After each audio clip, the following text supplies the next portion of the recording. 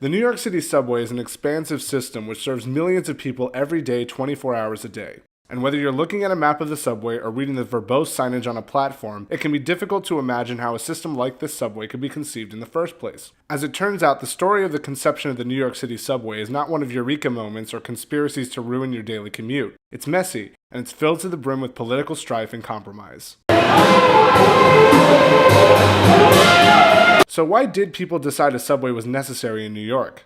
In the middle of the 19th century, long before the Model T swept the nation with mass-produced automobiles, the people of New York were getting around with limited forms of transportation.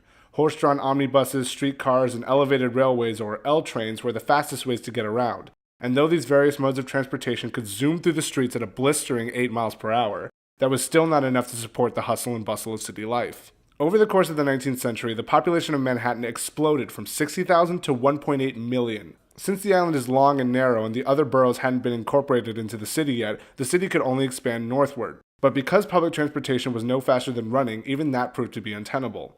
By 1860, the area where the most people lived only went about a third of the way up the island. Since wealthier individuals occupied the upper neighborhoods of Manhattan, the immigrants and African Americans were confined to tenement houses and slums like the 5 Points and Hell's Kitchen, where people were packed like sardines and the neighborhoods were riddled with crime and disease. This wasn't good for anyone, including the wealthy people of Manhattan.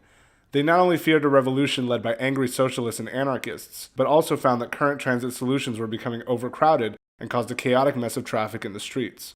Overall, it was becoming pretty obvious that the only way to populate the rest of the island was to implement a rapid transit system in New York City, so that suffocated residents weren't inclined to move to Brooklyn or New Jersey for things like air and clean water.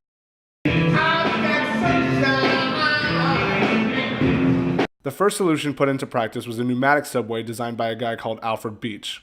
The transit organizations at the time were in the pocket of Tammany Hall, a corrupt political machine of the Democratic Party. The people of Tammany Hall were not too interested in a new, expensive-sounding underground railroad system, so to build his prototype without interference, Beach had to lie to politicians and claim that he was actually making a system for mail delivery. Luckily for Alfred, a new post office was being built on Broadway near City Hall. This location was good for 2 reasons. 1, the rallying cry of the people was, "From City Hall to Harlem in 15 minutes," so starting a subway near City Hall would please the public. And B, Broadway was a huge bottleneck for foot traffic, so that would also be beneficial to the public. Beach hired an 8-man crew to dig a 300-foot tunnel, and they only worked during the night because that was how you kept secrets in the 19th century. After a couple of months of construction, Beach finally had a wonderful new subway prototype to show off, which ran an entire block from Warren and Broadway to Murray and Broadway. This pneumatic tunnel was a very smooth and exciting ride for a lot of people, and the terminals on either side were adorned with upper-class decorations like chandeliers, which made people feel fancy.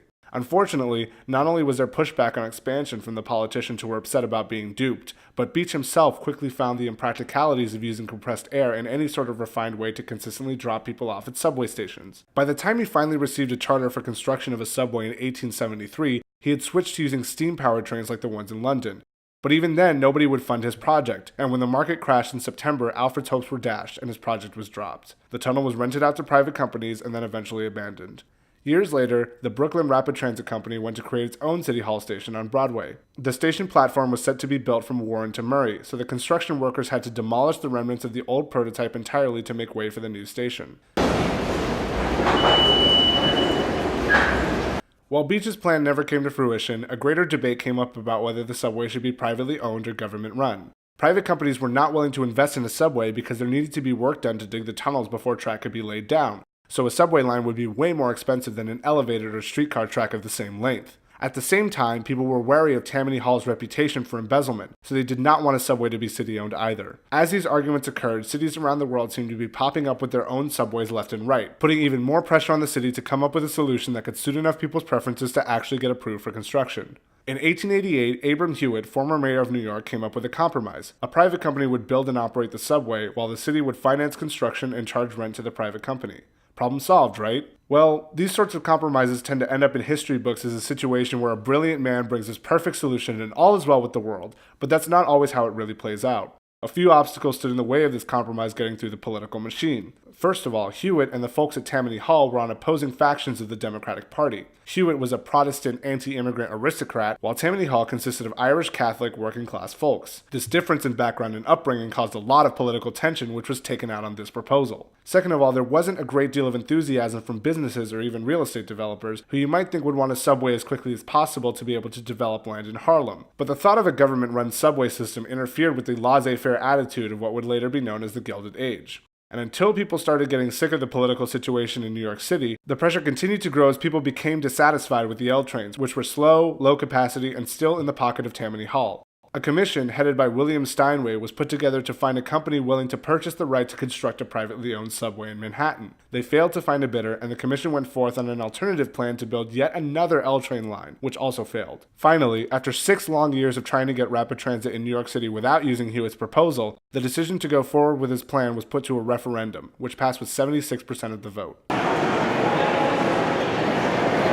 To ensure that this proposal would actually result in a completed subway, a new commission, the Rapid Transit Railroad Commission, or RTC, was formed to design and oversee the creation of this new subway. The original plan was to have 2 routes, one from South Ferry to the Bronx by way of Broadway, and another from Union Square to the Bronx by way of Park Avenue. This proposal needed to be approved by all sorts of people, including those who owned the land where the proposed subway would be built. Unfortunately, both the realtors uptown and the commercial title holders downtown were dissatisfied with the plan. The developers uptown were upset because the RTC proposed having a stretch of elevated railway on the Upper West Side to cut costs, and the realtors who had just bought this land didn't want the area blemished by unsightly and loud L trains. The title holders downtown, on the other hand, were afraid that construction would impede traffic to their buildings, and that the tunnels would compromise the foundation of those buildings, which would cause a major disaster. And while the real estate speculators were excited at the prospect of having an underground subway service the fairly barren north end of the island, the title holders downtown were less excited about yet another public transportation project and rejected the proposal. The RTC then tried to go over the heads of these people by taking the matter to court, but the court found the plan bloated. The judges were confident that meeting the initial budget limit of $50 million was a pipe dream, so they slapped down the proposal.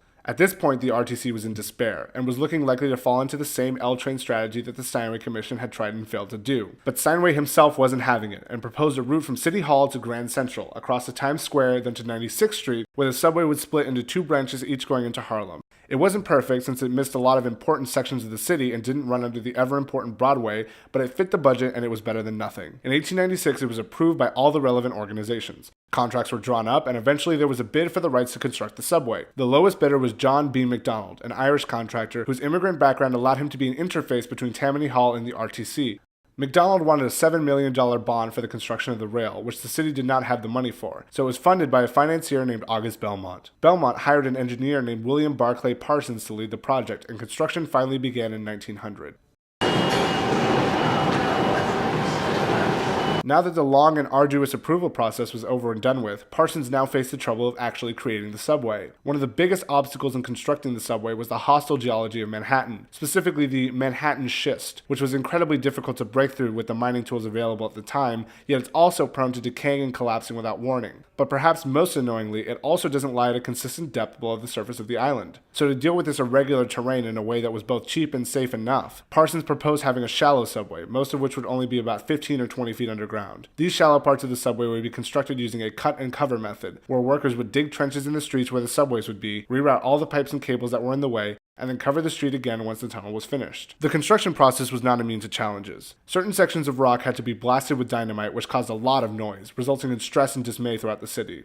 Additionally, several workers were hurt or killed due to the schist randomly collapsing, including a subcontractor for the Murray Hill Tunnel who did not heed Parsons' warning about an unstable boulder and ended up losing his life to it.